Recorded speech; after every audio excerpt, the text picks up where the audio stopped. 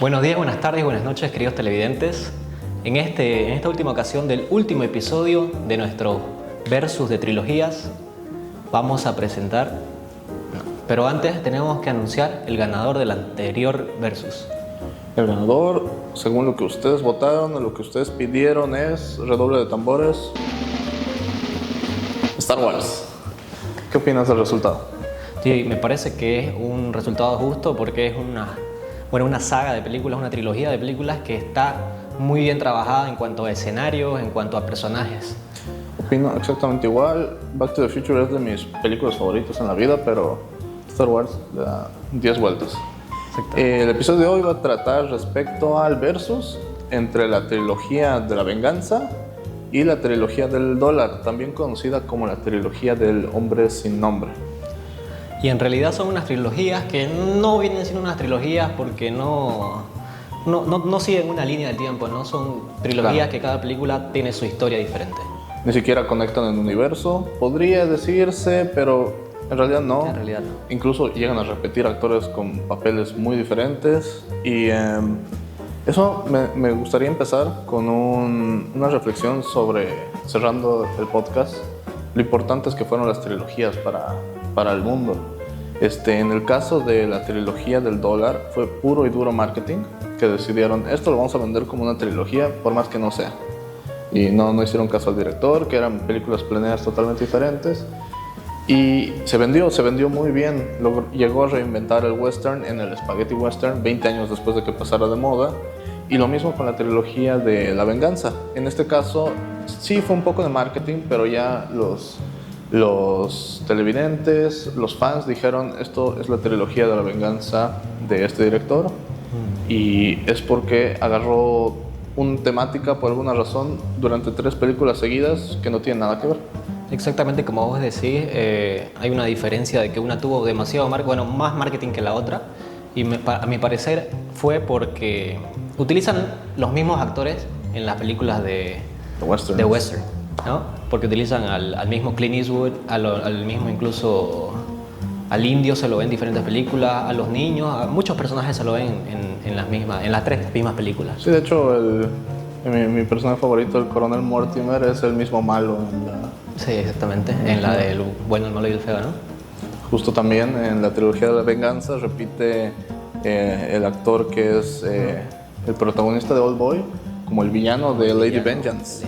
Totalmente diferente, pasa de verdugo a víctima en Stoker. Sí, exactamente. Me gustaría dar un poco de contexto histórico respecto a las películas. Se preguntarán por qué estamos comparando películas tan diferentes.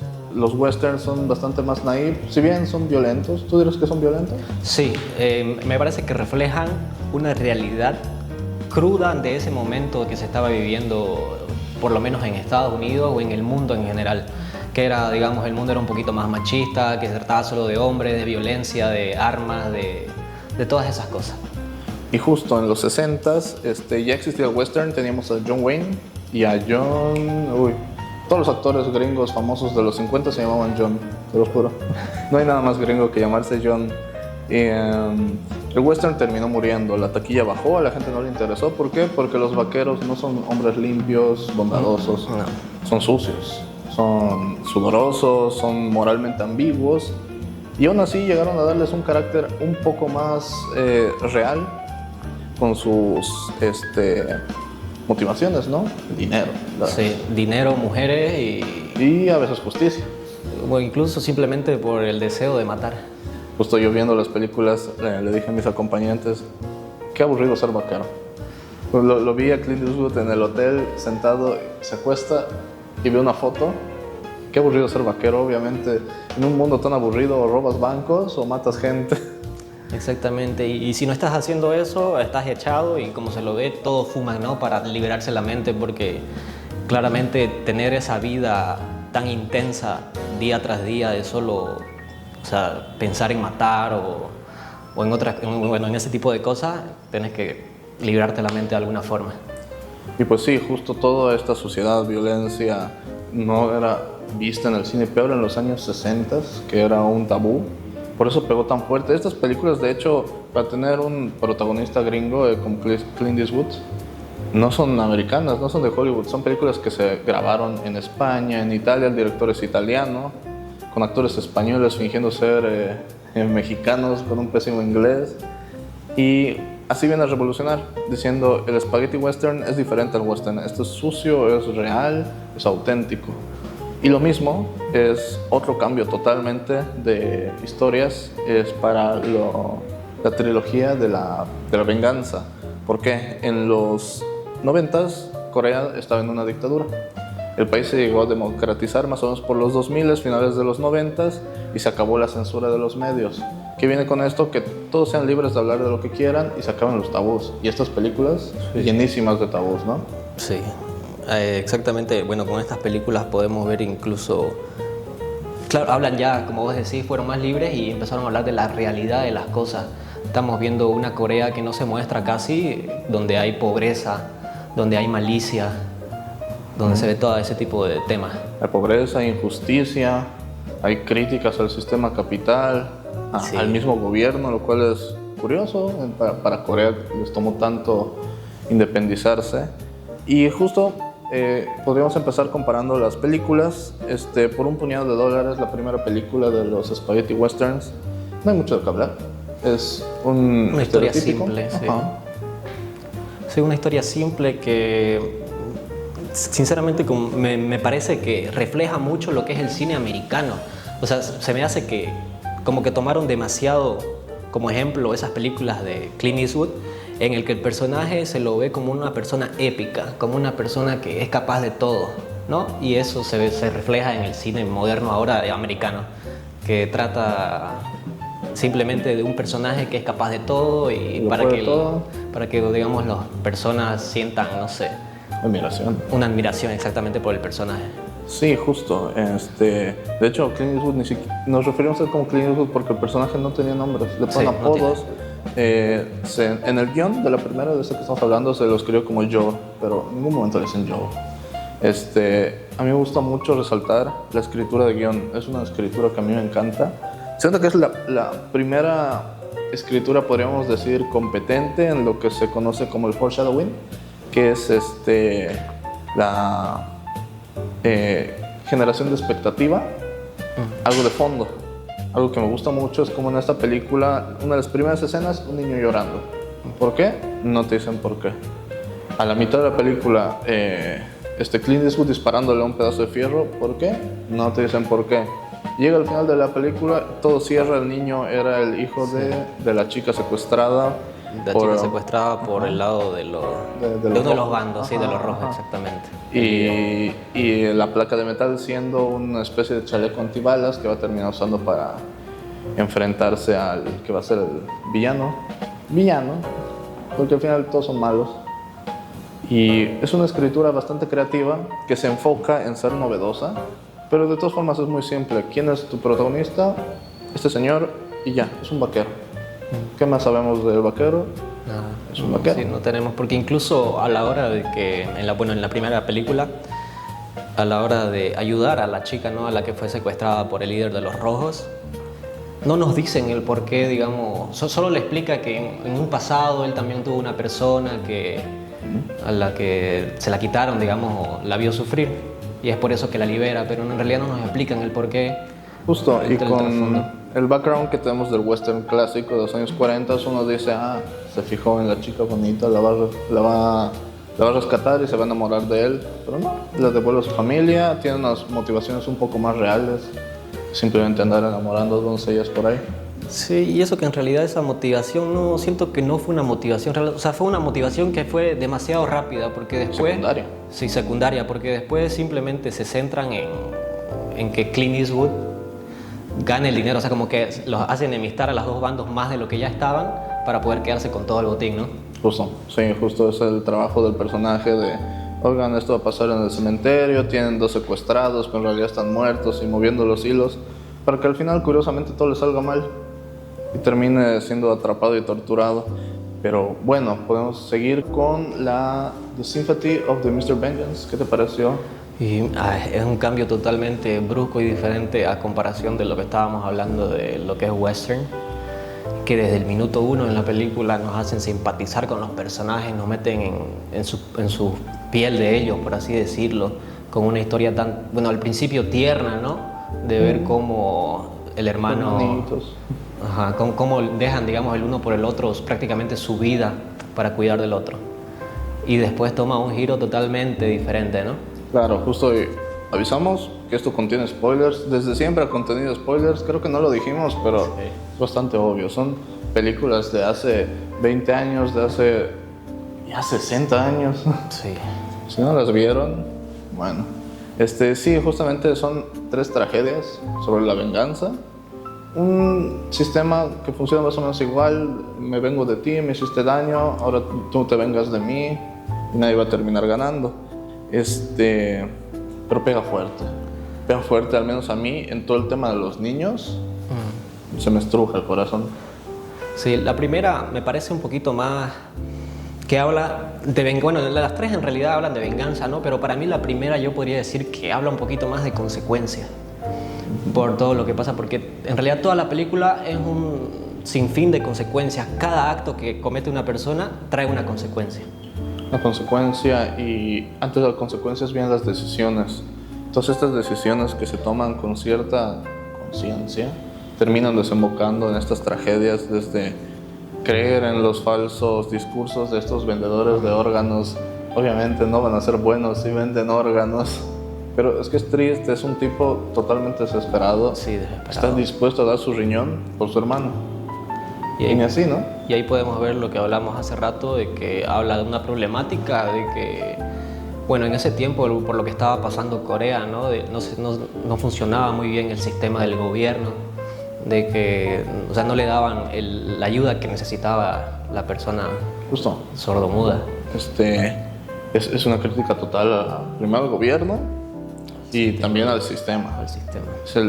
Justamente, uno dice, ¿por qué tendría que pagar el jefe y la niña, la hija del jefe, cuando es una causa totalmente ajena? Bueno, pues los sistemas, siempre va a haber alguien que se aproveche. En este caso, aunque no lo diga explícitamente, para llegar a ser tan rico tienes que aprovecharte de alguna forma, ¿no? Sí, claramente. Y podemos ver de que no solamente, digamos, se aprovecha de él, porque a lo largo de la película, bueno, en el punto en que están por secuestrar a la niña, ¿no? Ahí podemos ver a otro trabajador más que también está pidiendo una indemnización por eso mismo de despidos injustificados. Justamente.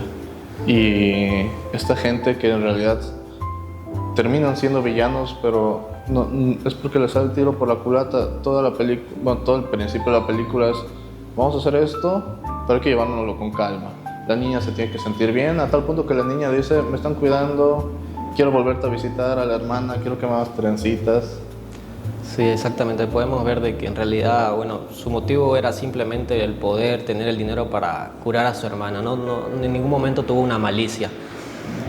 Y en realidad podemos ver de que, bueno, fue una consecuencia que ni siquiera fue decisión suya, entre comillas, fue más decisión de la pareja que tenía en ese momento él, ¿no?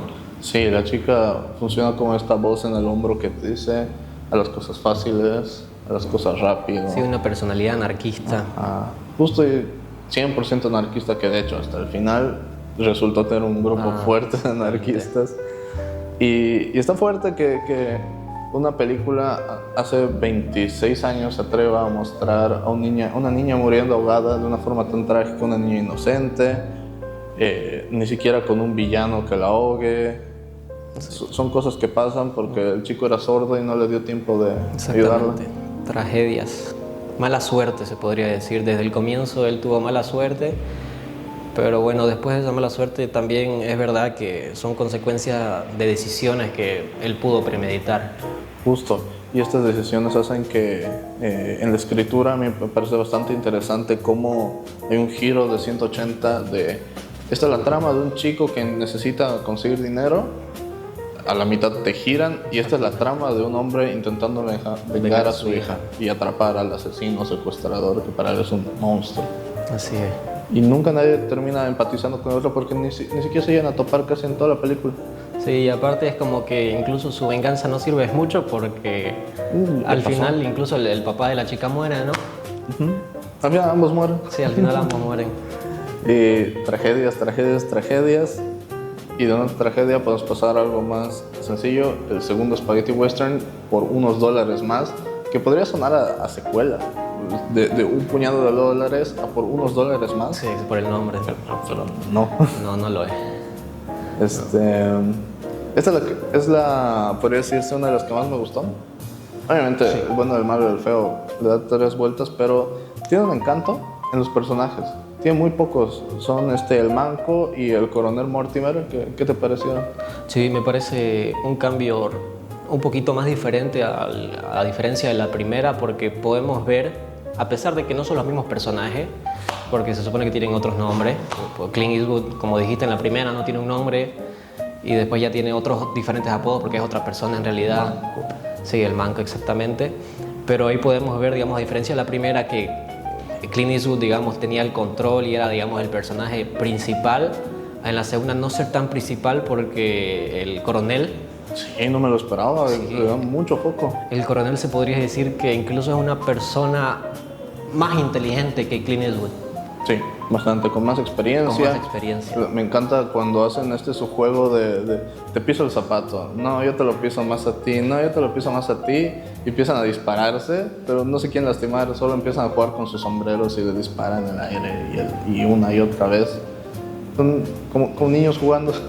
Claro, y a la diferencia de esta película podemos ver que tienen un motivo un poquito más emocional, ¿no? La película, La venganza. el final. Esto también es una venganza. Sí, es una La venganza. venganza del coronel Mortimer por su hermana, ¿no? Sí, Su porque hermana claro, menor. porque en realidad en toda la película nos lo hacen mostrar al coronel como una persona y parecida a Clint Eastwood, que simplemente le interesa el dinero, pero en realidad no es así. Sí, al final, siendo este personaje tan frío que aparece con la mirada que todos se asustan, que va a cobrar recompensas, destruye todo lo que va para que al final diga, te lo dejo. Yo ya tengo mi venganza, pero antes de apresurarse al final, qué buen duelo el final de esta película. Me sorprendió mucho que Clint Eastwood no se meta, que el Manco diga, no es mi guerra, es tu venganza, Morty. Se asegura de que el duelo sea justo y se siente. Sí, exactamente. Bueno, también yo creo que es un poquito... Bueno, en realidad nos muestran eso a lo largo de la película, ¿no? Porque se puede ver, digamos, a la hora que intercambian disparos, incluso en otras escenas donde pelean, nunca hay disparos a espaldas, por así decirlo. Siempre los duelos son justos, entre comillas. Siempre es como que hay un conteo o... Al menos entre ellos, sí. Ya otra cosa, por ejemplo, con la banda del Indio, que eso sí, son claro, totalmente sí. brutales, y se apuñalan, se traicionan. Pero se nota que en esas épocas, digamos, el honor era algo demasiado importante. Sí, son bastante honorables y incluso que me gustó mucho esta dinámica que lograron primero equilibrar a dos personajes, porque tienes a un peso pesado que es Clint Eastwood, no le pones otro protagonista a la par, y peor uno que lo humille, que lo tenga de niño, haz esto, yo soy más experto, y que de hecho hasta el final él sea el que termine cerrando la trama para que Clint Eastwood tenga la plata. Sí, exactamente. Podemos pasar con la segunda, que es Oldboy, ¿no? Oldboy. Uy, Oldboy. ¿Quieres empezar? Oldboy. Una película que, bueno, muy cruda, ¿no? Muy sin censura, se podría decir. Muy con un giro que nadie se espera, se podría decir, por la historia, no por... que por tragedia. Es totalmente... Podría llegar a ser morbosa, pero bueno, quisiera, siendo una película coreana, lo más probable es que mucha gente aquí no la haya visto. Antes de hablar con spoilers, les decimos la trama. Oldboy es sobre un hombre que es secuestrado, torturado y medio que abusado durante 15 años. Él nunca sabe por qué, hasta que un día simplemente lo liberan, lo dejan totalmente libre. Claro, incluso nosotros, o sea, nos hacen sobrepensar por el por qué exactamente, porque incluso podemos llegar a pensar al comienzo que es porque él en realidad no era un buen padre. Estaba borracho. Sí, era una persona que paraba borracho, como decís vos, no se preocupaba tanto por su hija, pero al mismo tiempo sí, se notaba que la quería, digamos. Un hombre con fallos. Sí. Y a mí me dio muchísima pena cómo está pensando, ¿qué hice? ¿Por qué estoy aquí? Dime, al menos dime si me van a matar. a tal punto que le dan un cuadernito y escribe todos los nombres de las personas a las que pudo haber molestado para pensar, a ver, ¿a quién le hice? Y ni siquiera así da con el nombre del verdadero captor. Y ahora podemos empezar a hablar con spoilers. ¿Qué sería lo primero que tú harías después de liberarte de 15 años, alejado de todo el mundo? Es algo difícil de pensar, ¿no? Estar 15 años encerrado. Pero probablemente, bueno, dependiendo, porque es una realidad diferente a la que él tenía, porque al salir prácticamente no tenía nadie, ¿no? No tenía familia, no tenía nada más que el recuerdo de su ¿Quién hija. se va a acordar de alguien de 15 años Claro. sin ver? Nada más que el recuerdo de su hija, que en realidad no sabe lo que pasó con ella, ¿no? Pero bueno, como vos me haces esa pregunta, yo creo que como tampoco sabría yo qué hice, probablemente no creo que me fijaría mucho en la venganza, sino más en poder encontrar a mi familia, por así decirlo. Qué noble. Yo me iría a un Burger King. Directo a una Sí, estaca pero doble. tenés razón. Un Burger Tenés King y a un café internado a ver qué películas de superhéroes salieron en los últimos 15 años. ¿Qué pasó con Tom Holland? Tenés razón. Bueno, Spider-Man. porque en realidad es lo que él también hace, ¿no? Lo primero que hace es ir a comer algo. A comer. Ay, qué asco. ¿Cómo se come el pulpo pulpo? vivo? Sí. Es muy duro. Recuerden, estamos con spoilers. Cuando encuentra al hombre que se va a suicidar y él le dice: no soy peor que una bestia, pero aún así creo que merezco vivir. Es una frase que se repite en toda la película, pero Oldboy sí es una bestia. Tanto que lo primero que hace es ir y comerse un pulpo vivo cuando tiene toda la comida libre del mundo. Y se come un pulpo vivo. Pero que también se podría decir que es entendible, ¿no? También por un poquito, se podría decir desesperación. Sí, justo es una bestia. Sí.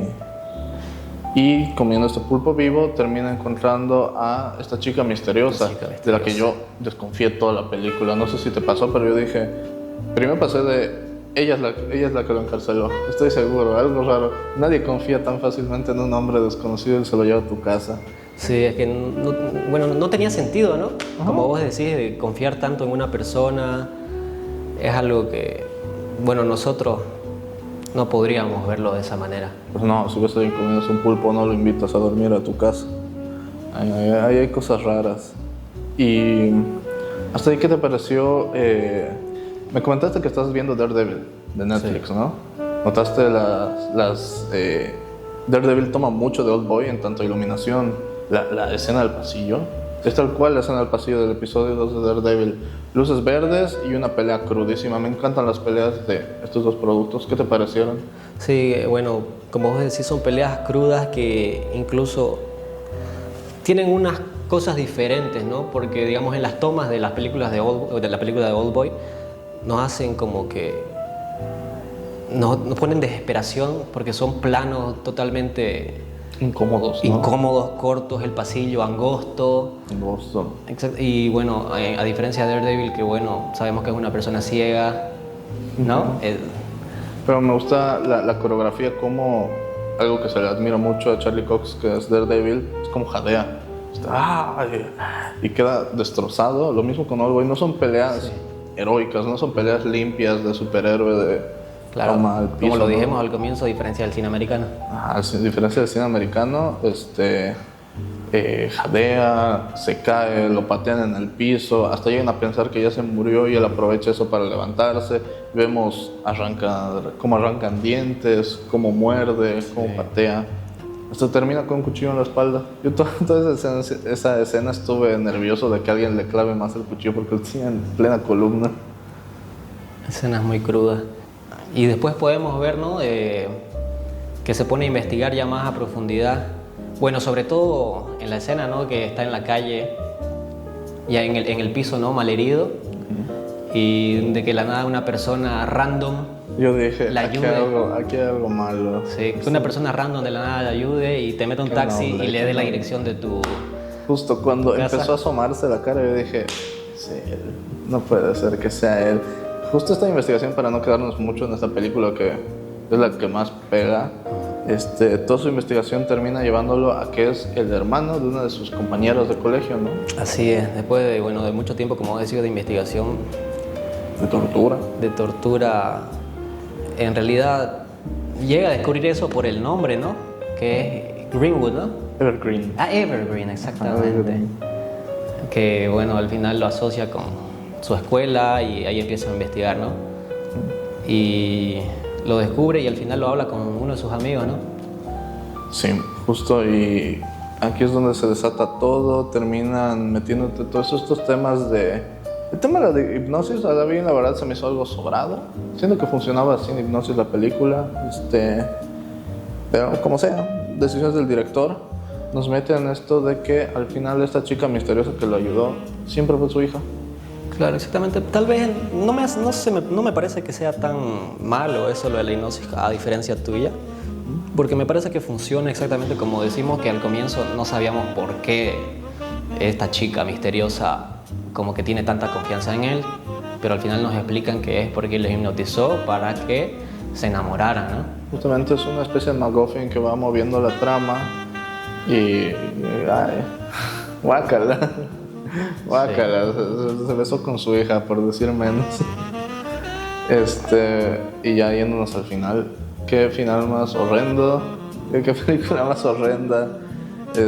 Verlo suplicar a mí la verdad se me hizo demasiado patético, me dio mucha pena.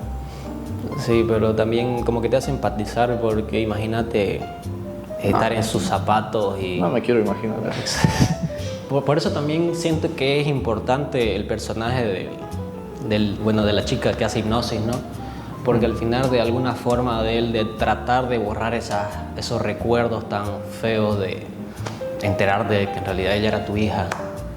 Después de todo lo que hicieron. Claro, y poder buscar una ayuda para poder olvidarte de eso a través de la hipnosis también es se podría decir que también un buen final para que él no se quede sufriendo. Bueno, a eso me gustaría ir. Hay mucho debate en redes, que nunca se cerró el tema y nunca se confirmó si es que sí lo olvidó o no, porque la última escena es la supuesta hipnosis y él sonriendo. Que unos dicen, sonríe porque lo olvidó, pero si lo olvidó, ¿cómo sabe que lo olvidó? ¿Por qué sonreiría? Así que está feo pensar que tal vez no lo olvidó y ya cayó totalmente en la locura. Claro, ya es un poquito más a cómo lo toma el espectador, ¿no? Porque igual podría haber sido que le pudo haber reemplazado ese recuerdo, ¿no? Y tal vez por eso sonríe. Como te digo, un poquito más a lo que el espectador puede llegar a pensar. Un mago lo hizo. Exactamente. No, sí, qué peli tan cruda, un poco formulaica, a mí se me hizo algo repetitiva, si bien es mucho mejor que la anterior. Sí. Es más o menos el mismo formato de dos personas que van a terminar chocando, una venganza donde ninguno gane, en la anterior ambos mueren, uno apuñalado, otro cortado y ahogado, y en este caso, si bien él no muere, pues lo dejan destrozado, está loco, se cortó la lengua, sí. El otro tipo se suicidó de un balazo en la cabeza. A mí la verdad me hubiera gustado más que se suiciden ambos. Siento que era un final más crudo cuando apuntan las dos cabezas pegaditas para que la bala. Sí, también hubiera sido un buen final. No, sí, hubiera gustado. Y de tanta oscuridad ya me asqué. Vámonos con el bueno, el malo y el feo. El feo. Bueno, ahora a diferencia de las anteriores películas en la cual hay un protagonista, después dos, ahora son tres. ¿Son tres? Ahora son tres, ¿no? Que bueno, al comienzo podemos ver estos dos personajes que en realidad son primero, ¿no? Que es el bueno y el feo, ¿no? Que empiezan como una sociedad para poder ir ganando dinero prácticamente ilimitado, haciendo como que lo captura, pero lo libera cada rato. Sí, justo estos personajes y además moral ambigua, porque no son realmente malos, pero sí son aprovechados del sistema, son carismáticos, son interesantes. Esta creo que es la película más diferente para Clint Eastwood. Es su personaje más bondadoso, es el bueno, pero no solo por llamarse el bueno, es el más bondadoso, sí es el que demuestra tener cierta más empatía, sí. se lo ve más limpio incluso. Y aquí lo que dijimos al comienzo igual, por el cual las películas son diferentes, ¿no? Que podemos ver al coronel de la anterior película que dijimos que era el bueno, ahora siendo el malo, pero totalmente malo, ¿no? Malo, malote.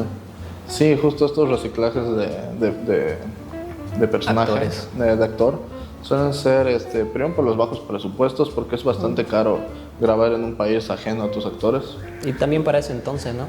Y para ese entonces, actores famosos tienes que ponerlos en todo para que se venda. No tenían un marketing tan poderoso como lo tenemos hoy en día para llamar audiencias, llevarlas a las salas de cine. Mucha gente ni se enteraba que salían películas. Iban al cine y decían, a ver qué salió. Y a ver si tenemos la suerte de que hoy esté el bueno, el malo y el feo en el cine. Y justamente esta película se nota que es la que más presupuesto tiene. De hecho, la Armada Española son militares reales los que están en la película, porque ya llegó un impacto tan fuerte a nivel global, redefiniendo el género western para llamarse spaghetti western. Llamó la atención de las autoridades y hay una anécdota muy divertida. Esta escena del puente, de la explosión, de más o menos la mitad de la película, es un coronel real le pidió al director, ¿yo puedo dar la señal para que explote? Dijo, sí, vas a agitar un pañuelo. Y el militar dijo, ok, entonces, director, con yo solo agitar el pañuelo, ¡pum!, explotó. Y nadie estaba filmando. Se explotó el puente y nadie lo filmó, tuvieron que reconstruir el puente. Dicen que el director se volvió loco. No, eso no lo sabía. Sí, justo son estos azares que terminan pasando en las producciones, que siempre son súper divertidos. Sí, eso es lo que lo vuelve igual, bueno, las películas un poquito más únicas, ¿no? Ese Improvisación. improvisaciones, exactamente. Justo me gusta mucho esto. Yo rescato bastante del Spaghetti Western por lo mucho que hace con tan poco. Da mucha personalidad el simplemente poner sucio a tu personaje. Le da más personalidad. Y lo mismo con los escenarios. Súper pobres, ¿no? Bueno, también se puede llegar a entender porque en ese entonces tampoco no habían... Bueno, la época. Sí, responden a la época. Responden a la época, hacen lo que pueden con los recursos que tenían en ese entonces.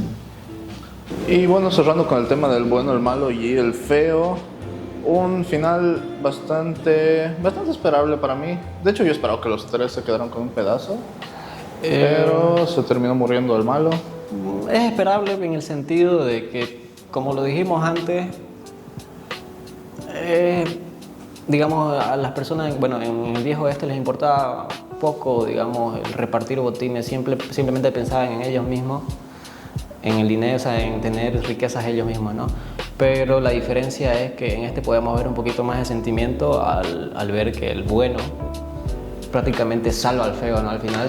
Sí, primero hacerle creer que lo va a matar para asegurarse que no haga nada, y con esta distancia segura, ¡pum!, liberarlo. Sí. Prácticamente lo que pasa al inicio de la película igual, ¿no? Porque... Justamente con la puntería perfecta de Clint Eastwood, que no falla una.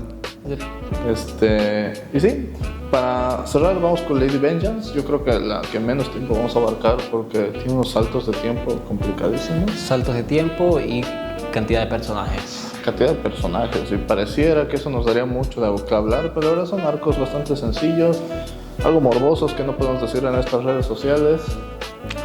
Sí. Y bueno, quisiera darles la introducción a la historia. Lady Vengeance, algo curioso es que en muchos lugares es como Lady Vengeance, solo ese título, y en otros lugares es The Sympathy of the Lady Vengeance, sí, igual. Y me confundía si era la misma peli, si eran dos diferentes, pero X. Trata sobre una chica que termina aceptando la culpa de haber asesinado a un niño, asesinado y abusado de un niño, encubriendo al verdadero abusador, pero también por temas. Sí, por temas que podemos ver que también son consecuencias. En realidad, como la segunda película, bueno, en realidad la primera, la de Sympathy o Mr. Vengeance, que podemos ver que es un acto de desesperación en realidad, ¿no? En la primera, en la tercera lo mismo, un acto de desesperación al ver que ella estaba embarazada y que prácticamente no iba a poder hacer nada porque no tenía un trabajo, entonces busca a este profesor, ¿no? Que al principio no se sabe que tiene las intenciones que tiene, pero es un acto de desesperación de ella, ¿no? Por tratar de conseguir una salida. Es bastante triste ver como una niña de 19 años tiene que llamar a un viejo rancio y decirle, ¿no te acuerdas de mí? Me decías que soy sexy, cosas así, y horribles. A mí me costó mucho agarrarle el hilo por el tema de los saltos en el tiempo. Esta película empieza por la mitad, digámoslo así, con la chica renunciando a la fe. Y entonces, ¿por qué renuncia a la fe al principio de la película? Escupiéndole el tofu al cura. No tiene sentido. Y te va a meter todo un desarrollo de personaje con la chica llegando a la cárcel, después de admitir todo este tema del abuso y volviéndose religiosa para encajar en el grupo de mujeres con las que va a terminar entablando amistad. Estas amistades le van a servir posteriormente para la venganza que empezó a planear desde el día que entró a la cárcel, y prácticamente eso es la trama. Un recuento de todos los favores que hizo y todos los favores que va a cobrar hasta que todo explota en el clímax con este tema del profesor, que la verdad a mí sí me descolocó un poco. Sí, ¿no? Que, bueno, una persona que está a cargo de niños siempre tenga, bueno, que tenga esas intenciones. Bastante horribles, sí. Y algo que a mí me impactó mucho es el tema de la venganza, que justamente esta siento que cierra perfecto, porque toda la película es venganza, venganza, venganza, lo voy a matar, para que al final se dé cuenta que hay más víctimas. Sí, que en esta, como vos decís, que se dé cuenta de que hay más víctimas y renuncie a ese sentimiento que ella tenía de venganza.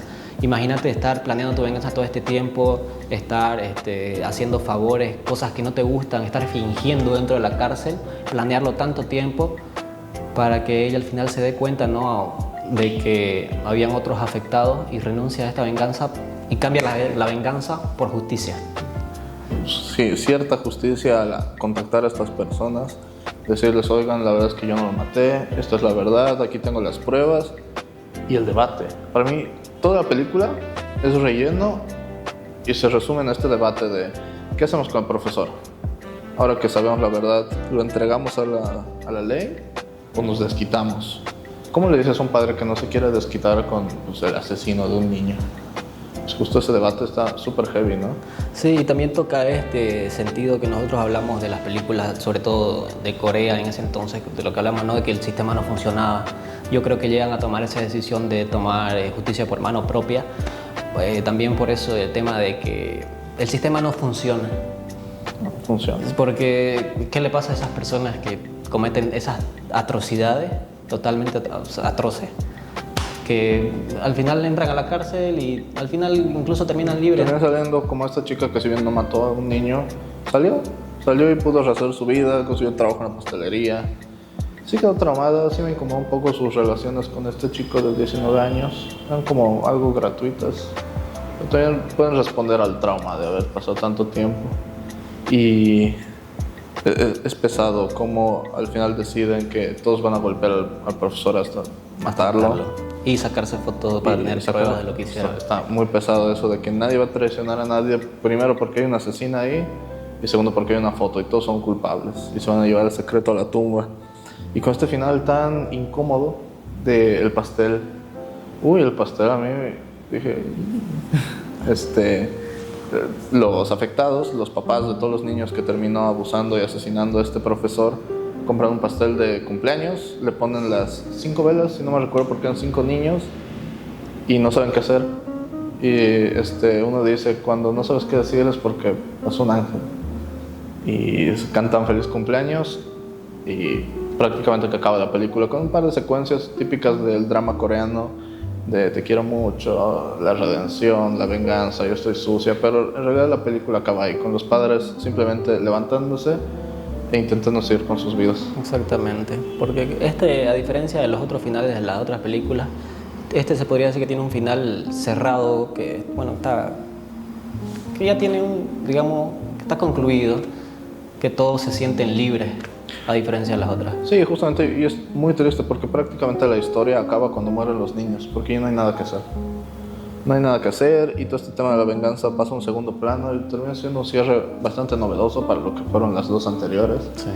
Que donde todos morían, la venganza es mala. Y aquí la venganza no es tan mala, pero no sirve. Sí. Y es un final bastante agridulce que no quisiera que sea el podcast. Te propongo una dinámica para cerrar nuestro último episodio porque los vamos a extrañar mucho. Y ¿qué tal si rememoramos todas las películas que vimos estos años? Y te tengo la dinámica de el bueno, el malo y el feo. De todas las películas que hemos visto, ¿cuál crees que es la más buena? Para mí, a pesar de que sea muy cruda, sea muy incómoda de ver por todo lo que pasa, por todas las escenas, yo me quedaría con Oldboy, porque tiene planos, sus colores, todo está muy bien pensado.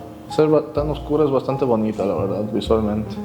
En mi caso, yo me quedaría con el episodio 5 de Star Wars, el Imperio Contraataca. Siento que es una película en la que la golpeó mucho el tiempo. Tiene el mayor plot twist de la historia, que Darth Vader es el padre de Luke. Pero si uno la ve de niño, no se lo espera. Y pega fuerte pensar que el villano siempre fue el padre del prota. Y además de que es más bonita que la anterior, que Star Wars 4. Está mejor dirigida y es más seria que la siguiente, que es bastante chistosa con el tema de los ebooks. Sí. Eso sería.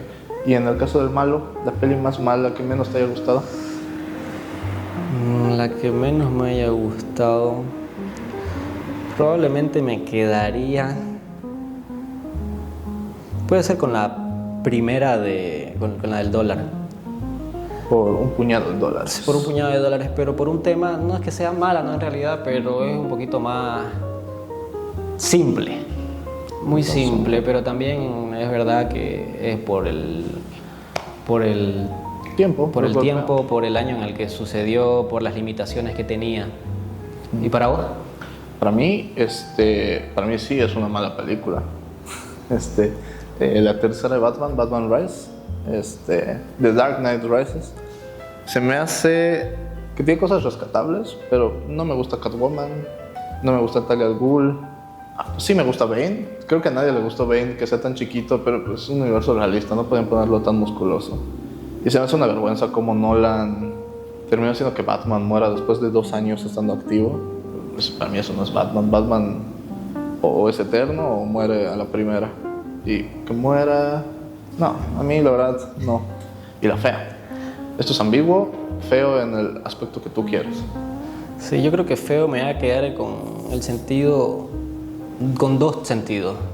Con el sentido, bueno, me voy a quedar, te digo de una vez el nombre, que es Lady Vengeance. Por el sentido de que, como vos dijiste, es una película que no sabes cómo empieza, o sea, dónde empieza, cuándo termina, porque sus saltos en el tiempo son demasiado complicados de entender. Y además por el tema que tocan de niños, ¿no? Sí. Es algo difícil de digerir. Esta cuestión estamos de acuerdo, igual me quedo con Lady Vengeance. Es una película horrible, me la pasé mal.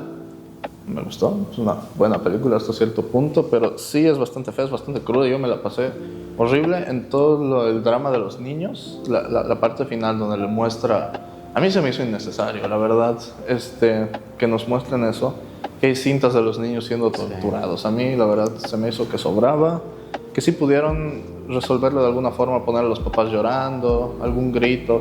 Pero verlo tan explícitamente me revolvió el estómago. Y claro, también lo que dices, los saltos en el tiempo, que empieza en la mitad, se desarrolla el futuro, luego se desarrolla el pasado. No, la verdad, la peli más fea. Depende de ustedes cómo lo tomen, pero para mí también es Lady Vengeance. Y antes de terminar... no vamos a tener más votaciones, es nuestro último episodio. ¿Con qué trilogía te quedas? Claramente, es que me parece también injusto haber comparado estas trilogías, pero por un tema de tiempos y por un tema de presupuestos me quedo con la trilogía de Venganza. Uy, pues estamos en desacuerdo porque yo me quedo con la trilogía del dólar por todo lo que significa para la historia del cine. A mí me encanta el cine antiguo. Tiene muchos elementos que a mí me gustan. Los vaqueros son una calca vil de los samuráis, que también me encantan. De Akira Kurosawa, que eso ya no lo podemos dejar para otro episodio, pero averíguenlo. Les recomiendo mucho Yujimbo, que es la peli de Akira Kurosawa en la que se basa todas las pelis de la trilogía del dólar. Y yo me quedo con mis vaqueros. Es tiempo de despedirnos. Quiero agradecerles por acompañarnos en estos 3 episodios. Igualmente quiero agradecerles por habernos acompañado y que hayan disfrutado tanto como nosotros estos 3 episodios. Nos vemos.